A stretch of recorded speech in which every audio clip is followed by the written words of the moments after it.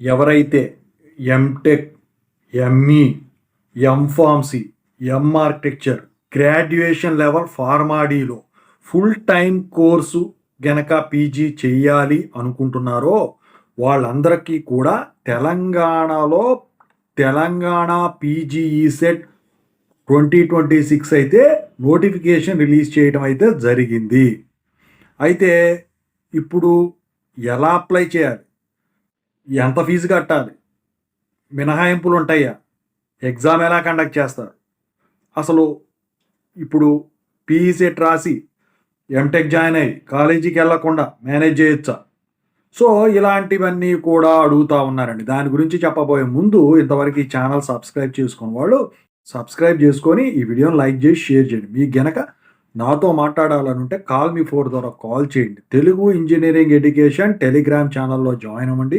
ఈ వీడియోకి ఒక హైప్ ఇవ్వండి. ఇక టాపిక్లో వెళితే ఈ నోటిఫికేషన్లో ఇచ్చిన విధంగా ఈ పీజీ సెట్ అప్లికేషన్ అనేది ఆన్లైన్ మోడ్లోనే అప్లై చేయాలి. ఆన్లైన్ అప్లికేషన్ వచ్చేసరికి 27th ఫిబ్రవరి 2026 నుంచి స్టార్ట్ అవుతుందన్నమాట. దీనికి సంబంధించిన పూర్తి ఇన్ఫర్మేషన్ అవి సిలబస్ కానివ్వండి, లేకపోతే ఎలిజిబిలిటీ కానివ్వండి, ఇన్స్ట్రక్షన్స్ కానివ్వండి, ప్రొసీజర్ కానివ్వండి, ఈ ఆన్లైన్ అప్లికేషన్ కానివ్వండి, ఈ టైం టేబుల్ కానివ్వండి, ఇవన్నీ కూడా ఒక వెబ్సైట్లో ఇచ్చాడు. అదేంటో చెప్తాను. అయితే రిజిస్ట్రేషన్ ఫీజు వచ్చేసరికి 1100 రూపీస్ అనమాట. అది ఎస్సీ, ఎస్టీ, పీడబ్ల్యూడి క్యాండిడేట్స్ అయితే 600 రూపీస్ మాత్రమేనమాట. అయితే మీరు గనక సెపరేట్ టెస్ట్, ఫర్ ఎగ్జాంపుల్ బీటెక్లో ట్రిపుల్ ఈ చేశారు, ఎంటెక్లో ట్రిపుల్ ఈ చేయాలనుకుంటున్నారు, ఎంటెక్లో సిఎస్సి కానీ చేయాలనుకుంటున్నారు.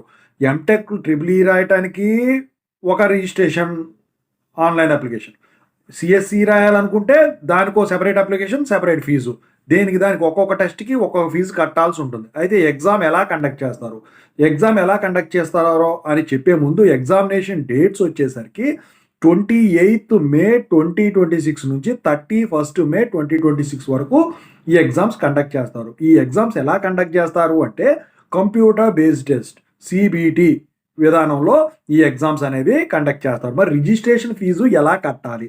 రిజిస్ట్రేషన్ ఫీజు వచ్చేసరికి మీరు పేమెంట్ గేట్వే ద్వారా, అంటే క్రెడిట్ కార్డు ద్వారానో, డెబిట్ కార్డు ద్వారానో, నెట్ బ్యాంకింగ్ ద్వారానో, టీజీ ఆన్లైన్ ద్వారానో మీరు కట్టాల్సి ఉంటుందన్నమాట. అయితే దీనికి సంబంధించిన పూర్తి ఇన్ఫర్మేషన్ pgecet.tgch.ac.in వెబ్సైట్లో మీకు అందుబాటులో ఉంటుంది. అయితే చాలామంది అడుగుతూ ఉన్నారు, కాలేజీకి వెళ్ళే పని లేకుండా మనం మేనేజ్ చేసుకోవచ్చా ఈ పీజీ సెట్ రాసి అని చెప్తున్నారు. అయితే ఒకప్పుడు లాక్డౌన్ అప్పుడు పాత గవర్నమెంట్ అప్పుడు వచ్చేసరికి ఈ ఎంటెక్ చేయాలంటే బయోమెట్రిక్ అటెండెన్స్ అనేది ఉండేది.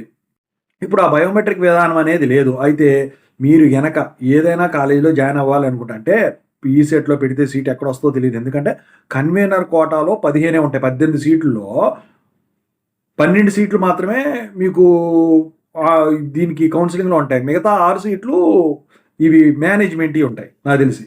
అయితే అది ఏ కాలేజీలో జాయిన్ అవుదాం అనుకుంటున్నారో మీరు మీ కాలేజీకి వెళ్ళి మీ హెచ్ఓడిని కనుక మాట్లాడుకొని అక్కడ ప్రొసీజర్ ఏంటో తెలుసుకొని దాని ప్రకారం మీరు ఆప్షన్స్ ఇచ్చుకోండి. వచ్చిందనుకోండి అందులో మీరు ఆల్రెడీ మాట్లాడుకున్నారు కాబట్టి ఇది అవుతుంది. లేదనుకోండి ఏం చేస్తారు, ఎక్కడొస్తే అక్కడికి వెళ్ళి వాళ్ళు చెప్పిన దాని ప్రకారం ఉంటుంది. అయితే ఇక్కడ జనరల్గా జరిగేది ఏంటంటే ఇది అఫిలియేటెడ్ యూనివర్సిటీ కాలేజెస్ అన్నిటికీ అప్లికబుల్ అవుతుంది.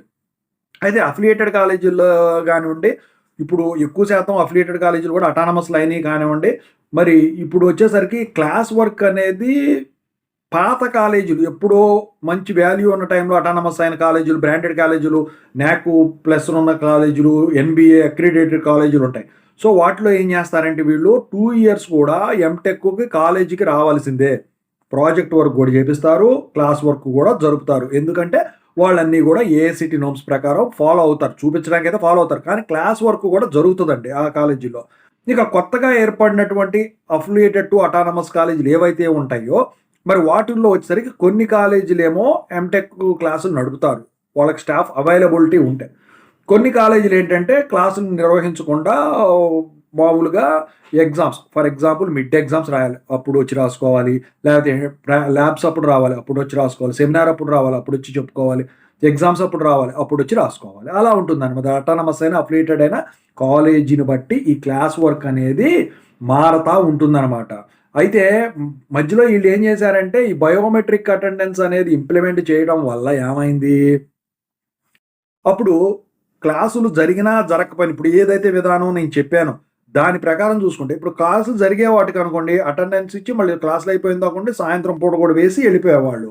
జరగని వాటికి ఏం చేసేవాళ్ళు, తంబేసి సాయంత్రం దాకా ఇంటి లోకల్ వాళ్ళే ఆ ఊళ్ళో జాయిన్ అయిపోయి ఇంటికి పోయి మళ్ళీ సాయంత్రం ఆ టైం అప్పుడు వచ్చి బయోమెట్రిక్ వేసి వెళ్ళిపోయేవాళ్ళు. మరి దూర ప్రాంతం నుంచి వచ్చిన వాళ్ళకి సీట్ వచ్చిన వాళ్ళు ఏం చేసేవాళ్ళు, హాస్టల్లో ఉండి పొద్దున పూట తంబేసి లైబ్రరీలోకి వెళ్ళి నోట్స్ ప్రిపరేషన్ ఏదో ఒకటి చూసుకొని మళ్ళీ సాయంత్రం వేసి వెళ్ళేవాడు ఫస్ట్ ఇయర్ వరకు. అయితే థర్డ్ సెమ్లో కూడా సబ్జెక్టులు పెట్టారు ఇప్పుడు. అది ఫైన్. సెకండ్ ఇయర్కి వచ్చేసరికి కొన్ని కాలేజీలు ఆ పద్ధతి లేకుండా చేసేవాళ్ళు. ఇక ఫైనల్ ప్రాజెక్ట్కి వచ్చేసరికి బయటికి వెళ్ళిపోయేవాళ్ళు. ఇంకా కొన్ని కాలేజీలు ఏం చేసేవి, టీచింగ్ వాళ్ళకి ఇచ్చి బీటెక్ చదువుంటారు కాబట్టి బీటెక్ క్లాసులు కాకపోయినా డిప్లొమా క్లాసులు ఇచ్చేవాళ్ళు. వాళ్ళకు డిప్లొమా ఇంటిగ్రేటెడ్ ఉంటాయి కాబట్టి సో వాటిని చెప్పుకొని ఇక సాయంత్రం పూట ఉదయం పూట స్టాఫ్ కింద వేసేవాళ్ళు. అందుకే వాళ్ళు డిప్లొమా కింద ఫ్యాకల్టీ కింద చూపించేవాళ్ళు కాదు. ఎందుకంటే మరి ఇక్కడ నువ్వు ఎంటెక్ చేసుకుంటా అక్కడ నువ్వు జాబ్ ఎలా చేస్తున్నావు, లేకపోతే అక్కడ నువ్వు జాబ్ చేసుకుంటా ఇక్కడ నువ్వు ఎంటెక్ ఎలా చేస్తున్నావు అని చెప్పేసి అంటారు. కాబట్టి ఎంఫార్మసీ అయినా ఎంటెక్ అయినా ఏదైనా కానివ్వండి ఇలా చేసేవాళ్ళు. ఇప్పుడు వచ్చేసరికి ఆ బయోమెట్రిక్ విధానం లేదు కాబట్టి ఇప్పుడు ఎంటెక్ చేసినా కూడా ఎంఫార్మసీ చేసినా కూడా జాబ్ చూపించాది కాదు. ఒకటి గుర్తుంచుకోవాలి, మీరు కాలేజీకి వెళ్ళి చదువుకున్నా కాలేజీకి వెళ్ళకుండా చదువుకున్నా క్లాసులు జరిగినా క్లాసులు జరగకపోయినా మీరు ఎగ్జామ్స్ రాశారు కాబట్టి ఇది పీజీ సెట్లో ఇచ్చింది ఏంటి ఫుల్ టైం కోర్స్ కాబట్టి ఫుల్ టైం కోర్స్ కింద వస్తుంది. కొంతమందికి తెలియక నేను కాలేజీకి వెళ్ళలేదండి జాబ్ చేసుకుంటూ నేను లేటరల్ ఎంట్రీ అండి బీటెక్లో నేను జాబ్ చేసుకుంటూ ఎంటెక్ చేశాను నాది పార్ట్ టైం డిస్టెన్స్ అవుతుంది కదా, అది కాదు, అది ఫుల్ టైం కోర్సే. మీరు దేని కింద అయితే జాయిన్ అయ్యారో ఇది డిస్టెన్స్ ఎడ్యుకేషన్ అది వేరు. అదేంటంటే సమ్మర్లో యూనివర్సిటీల్లో కండక్ట్ చేస్తారు. ఓకేనా. సో బీటెక్ అనుకోండి ట్రిపుల్ సి అంటారు సమ్మర్లో చేస్తే, అలా ఎంటెక్ అనుకోండి ట్రిపుల్ ఎస్ అంటారు.